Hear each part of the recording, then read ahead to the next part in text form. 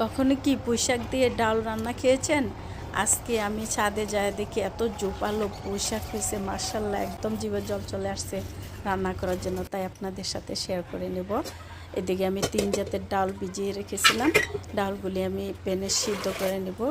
ডালগুলি আমি সিদ্ধতে দিয়ে দিলাম। এদিকে আমি শাকের ডাঁটাগুলি বেছে নেব, একদম সাজনার মতো করে সুন্দর করে টুকরা টুকরা করে বেছে নেব। আমার শাকগুলি বাছা হয়ে গেছে, কত সুন্দর। আমার ডাউল এদিক দিয়ে সিদ্ধ হয়ে গেল।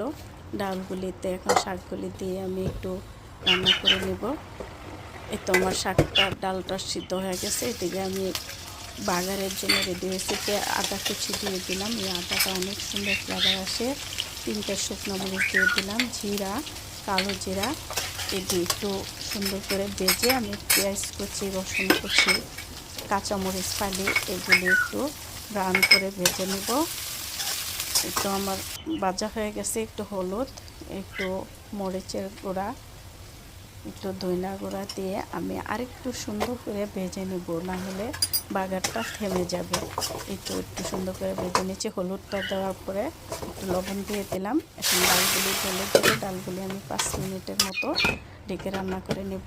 এই তো আমার ডালগুলি হয়ে গেল। দেখতে কত সুন্দর তারার মতো ফুটে আছে ডালগুলি, দেখতে কত সুন্দর লাগতেছে, টকবক করছে। তো আমি উঠিয়ে নেব। খুব সুন্দর ফ্লেভার আসছে, ভাত খেয়ে নেব। আমার চ্যানেল দেখার জন্য সাবস্ক্রাইব